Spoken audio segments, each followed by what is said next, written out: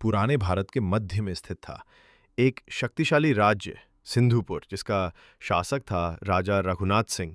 वो एक साहसी, न्यायप्रिय और वीर योद्धा था, जिसे उसकी तलवार से ज़्यादा उसकी प्रजा से प्रेम था। राजा की वीरता दूर दूर तक प्रसिद्ध थी, मगर उसके दिल में एक और आग जल रही थी, प्रेम की आग। उसका दिल धड़कता था राजकुमारी पद्मिनी के लिए, जो पड़ोसी राज्य कांचनगढ़ की सुंदर, बुद्धिमान और निडर राजकुमारी थी। एक दिन राजा रघुनाथ ने अपनी भावनाएं व्यक्त कीं और पद्मिनी को विवाह का प्रस्ताव भेजा। पद्मिनी ने भी रघुनाथ की बहादुरी और करुणा को मन ही मन अपनाया था, लेकिन जब बात कांचनगढ़ के राजा तक पहुंची, उन्होंने ये प्रस्ताव ठुकरा दिया। उन्हें भय था कि रघुनाथ का साम्राज्य बहुत शक्तिशाली है और वे उनके राज्य पर अधिकार कर सकते हैं। इसी बीच एक लालती शासक राजा समरवीर ने दोनों राज्यों की अनबन का फायदा उठाकर आक्रमण कर दिया।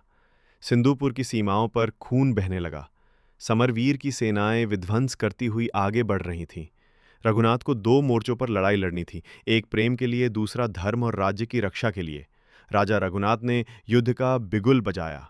ये युद्ध मात्र भूमि की रक्षा का नहीं, बल्कि सत्य, प्रेम और न्याय की विजय का युद्ध है।